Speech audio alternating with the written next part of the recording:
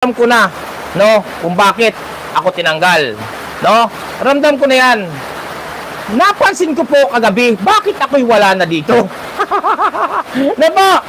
Bakit wala na ako dito?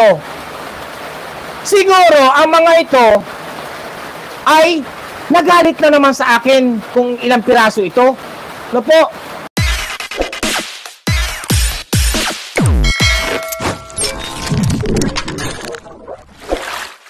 Okay mga kaibigan, sa mapagpalang umaga, tanghali, gabi po sa inyo lahat. Sana po ang lahat ay nasa mabuting kalagayan at ligtas po sa anumang kapahamakan saan man po kayo dako ng mundo naroroon. Ako po muli ang inyong lingkod, Maestro 21 TV, at sa ating video ngayong araw na ito mga kalingap, tayo muli po ay magbibigay ng ating panibagong reaction tungkol nga po dito sa pinag-uusapang pagtanggal di umano kay Andy Kayakap Vlog sa GC po ng grupo ng Danjoy. Okay? So sa ating palagay ay medyo masakit para po kay Andy Kayakap na siya po ay matanggal diyan sa GC na yan, kasi siyempre alam po naman natin kapag sinabing tinatanggal ka sa isang grupo ay ayaw sa iyo mga kalingap, di ba? So ayaw sa iyo ng iyo pong mga kasamahan sa grupo, o maaari naman pong kaya ka po tinatanggal kasi pinaghihinalaan kang toxic, pinaghihinalaan kang perwisyo sa grupo, pinaghihinalaan kang traitor sa grupo, hindi po ba? So yun po yung siguro yung iniisip po ni Andy Kayakap Vlog. So yan din po ang ating pag-uusapan ngayong sa ating video. Pero bago po yan mga kalingap, tayo muna po ay magbibigay po guys sa ama at founder po ng Kalingap, Kuya Bal Santos Matubang, at tangkilikin po natin Ate Edna Vlog, Kalingap Rob, Kalingap Dan, Kuya Brooks Vlog, at siyempre kung bago lang po kayo sa munting channel na ito, sana po ay inyo rin pong tangkilikin sa pamamagitan po ng pag-like, share, and subscribe, at tuloy pindutin na rin po ang notification bell, at nang sa ganon tayo pa rin po ay magsama-sama sa susunod pa pong mga reaction videos na ating gagawin. At tangkilikin din po natin, likewise, may loud shout out po sa ating mga kasamahan po dyan sa Karepa, Kalingap Reactor Partners, sa pamumuno po yan ng aming presidente, Javier De Leon, aka Birador. At tangkilikin din po natin mga kalingap ang ating mga kasamahan na charity vloggers na nandyan po sa ating mga kalingap landing pads sa iba't ibang dako po ng ating bansa.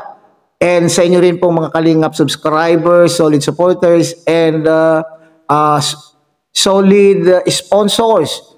At siyempre, huwag natin kalilimutan po ang ating mga kapatid po dyan sa Team Siomay ng Kalahi Community at ng buong Kalahi Community. Okay, so kumuha po tayo mga kalingap ng isang maikling video clip sa live po ni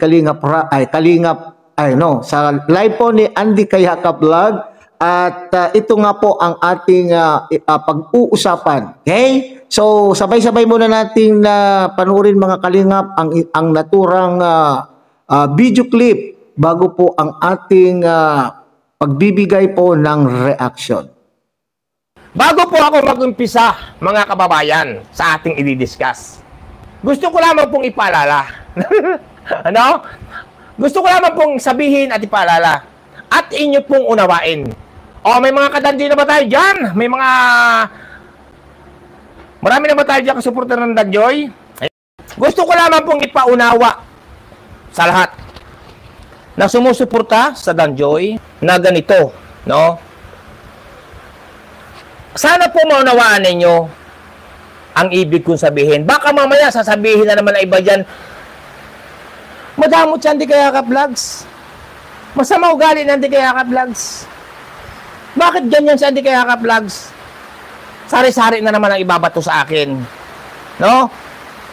Gusto ko lang ipaunawa po sa lahat. Sa lahat-lahat.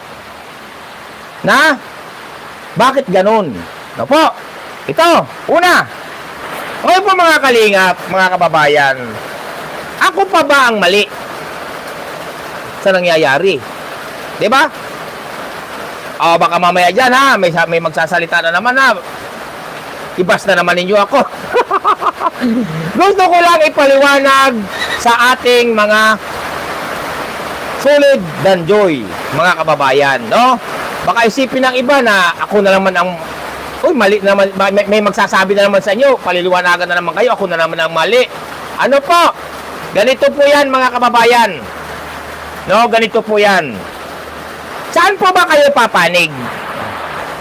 Doon sa tama o doon sa mali? Una, unawain agad ninyo ang aking sasabihin, ha? Unawain agad ninyo, mga kababayan. Ngayon po, mga kalingap, mga kababayan, dahil ito sa isang bagay, alam ko na, no, kung bakit ako tinanggal, no? Ramdam ko na 'yan. Napansin ko po kagabi, bakit ako'y wala na dito? Diba? Bakit wala na ako dito? Siguro, ang mga ito ay nagalit na naman sa akin kung ilang piraso ito. No po? Dahil ako'y nagsalita. O may pinuna. Diba? May pinuna. Ay, maaari mo baga namang hindi ako pumuna kahit papaano? Ako na nga itong parang sa pakiramdam ko, parang ako na naargabyado. Alam nga, hindi naman ako umimik. Tapos sa akin pa kayo magagalit. Nasaan ang hustisya? Na mga kababayan, nasaan ang hustisya? Kaya mga kadanjoy, unawain muna ninyong mabuti, no po, bago kayo magalit kay Andy Kayaka Vlogs. No po, sana doon kayo pumanig, sana ang inyong panigan ay yung tama, hindi doon sa mali. Diba? Pinaunawa ko na agad po. Ngayon po, mga kalingap, about sa ating title, no, na ako pa ba ang mali? Bakit ako tinanggal? Ganito po yan, mga kababayan, isang dahilan kung bakit ako tinanggal nila o ilan man sila. Oy, kilala ko kayo, tinanggal nyo ako, di ba? Alam ko na yan kung bakit nyo ako tinanggal. Alam ko na yan. Oo. Di ba? Kilala ko kayo. Kung sino kayo nagtanggal sa akin dyan. Mga kalingap, mga kababayan, hindi ko naman po pinagsisiksikan ang aking sarili. Ako nga po, nagulat na lamang dyan eh. Bakit ako tinanggal sa GC ng Danjoy? Ah? Ay, grabe naman sila, oh. Oh. Kilala ko kayo. Tinanggal ako sa GC ng Danjoy, mga kababayan. Nila. Oh. Bakit ako tinanggal? Isa lang ang dahilan yan.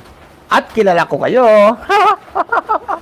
Oy, hindi ko pinagsisiksikan po, ha. Doon sa nagtanggal sa akin, sa GC ng Danjoy. Hindi ko po pinagsisiksikan ang aking sarili dyan sa GC. Alright, so medyo nagtataka daw po itong si Andy Kayakap. Bakit po siya tinanggal? Unang-una, sinasabi po niya dyan, mga kalingap, na hindi niya ipinagsusumiksik. Hindi niya po ipinipilit ang kanya pong sarili na siya po ay nandyan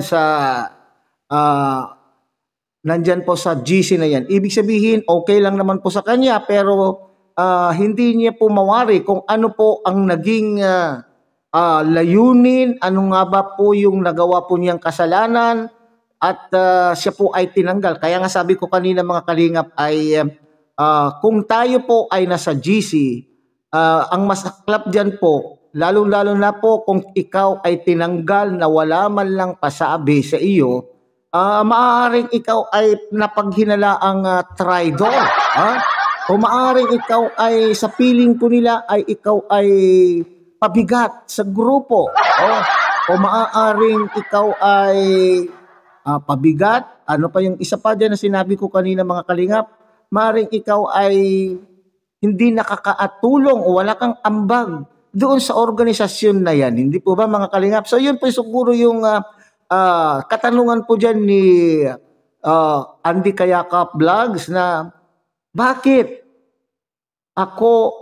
nyo ako tinanggal sa GC? Although, sabi nga niya po dyan, mga kalingap, ay may hinala po siyang dahilan kung bakit po siya ay tinanggal. Ang sabi po niya, siya po daw ay may pinuna.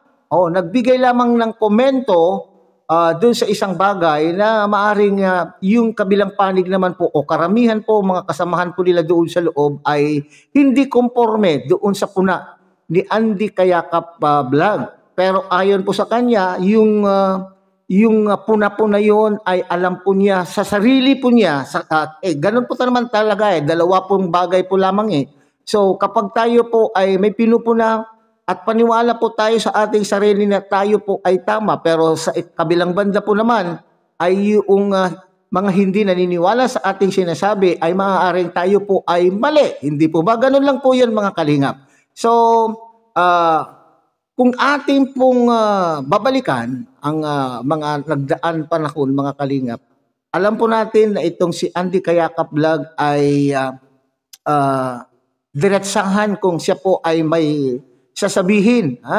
Lalo po sa kanyang mga live mga kalingap, pero hindi ibig sabihin na itong si Andy Kayakap ay masama po ang pag-uugali. Ganun po lang talaga yung kanyang ugali. Intindihin po natin mabuti minsan ang kanya pong mga sinasabi. Kaya ang pagkakakilala ko po sa kanya mga kalingap ay Andy Kayakap is a very straightforward person. Kung ano yung kanyang nararamdaman, yun din po yung kanyang sinasabi. Okay? So, at siguro naman po ay respeto po sa respeto na lang po kay Andy Kayakap Vlog na nandyan po sa GC ninyo, dahil alam po naman natin na itong si Andy ang nakadiskubre o naka-scout kay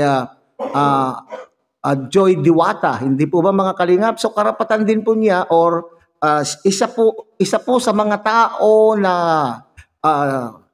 maaring sabihin po natin nagtanggol noong panahon na itong si Joy Diwata ay pinuputakte ng mga buzzers, hindi po ba? Nung pinupukol po lang po na itong si Joy Diwata ay nandyan parati po si Andy Kayakap na nagtatanggol sa kanya na parang turing-turing po niya ay isang anak. Okay. Alright, so ngayon at sikat na ang Danjoy, mga kalingap, ito ay puna ko lang naman din. Okay? Ito ay obserbasyon ko lang din, mga kalingap. Ngayon at sikat na po ang Danjoy. Bakit ang dami ng mga grupo, ang dami ng mga personalidad na gustong angkinin ang Danjoy? Nako. Okay, bilang respeto na lamang po siguro kay Andy Kayakap na siyang nakadiscover. Siyempre, mayroon ba kayong hinahanga ang Danjoy Love Team sa panahon na ito kung hindi dahil kay Andy Kayakap? Okay? So, wala naman po kayo sigurong Danjoy na kinakikiligan po ninyo kung wala po itong si Andy Kayakap. So, kung ano man po siguro kung yung kanyang puna, siguro ay at hindi kayo konforme doon sa kanya pong sinabi na puna niya, ay siguro para sa akin ay kinausap po naman nyo sana siguro itong si Andy Kayakap at nagpaliwanagan po ang bawat isa na hindi po ninyo pagkakaunawaan, i-resolve kung ano man po ang problema nandyan po sa loob po ng GC. After all, kaya nga po kayo po ay gumawa ng GC ay upang suportahan po ang Danjoy. So ibig sabihin, ang lahat po na nandyan po sa loob ng GC na yan ay ang layunin po ninyo ay suportahan at ipakita ang pagmamahal po ninyo kay Joy Diwata. O ngayon, kung kayo po ay hindi nagkakaunawaan po dyan sa loob, mag-usap-usap po kayo at i-resolve ang problema. Okay? Hanapan po ng solusyon ang inyong hindi pagkakaunawaan. Hindi po ba? At siguro naman po ay para hindi naman po masakit sa isang kasamahan po nyo dyan, ay kinakailangan pagsabihan po naman po ninyo kung siya po ay tinatanggal. Hindi yung pong basta-basta na lang po ninyong tinanggal. Okay? So kasi sa tono po ng pagpapaliwanag po ni Andy Kayakap ay parang hindi siya napagsabihan. Okay? Hindi siya nabigyan ng notification upang siya po ay tanggalin. Siyempre, gusto rin naman natin kapag tayo po ay tinatanggal ay malaman po natin kung ano yung dahilan, ano yung nagawa mong kasalanan, at nang sa ganon ay maipagtanggol mo naman yung iyong sarili bago ka umalis sa isang grupo. So yan po siguro yung kulang po dito sa GC na ito mga kalingap. Okay? Alright, so hanggang dyan dito na lamang po tayo mga kalingap. So muli, tangkilikin po natin Kuya Bal Santos Matubang, Ate Edna Vlog, Kalingap Ram, Kalingap Dan, and Kuya Brooks Vlog. At siyempre kung sana po ay tulungan din po ninyo ang channel na ito sa pamamagitan po ng inyong pag-like, share, and subscribe. At tuloy pindutin na rin po ang notification bell at nang sa ganon tayo pa rin po ay magsama-sama sa susunod pa pong mga reaction videos na ating gagawin. Muli isang mapagpalang umaga, tanghali, gabi po sa inyo lahat. Pabuhay po kayo at God bless everyone.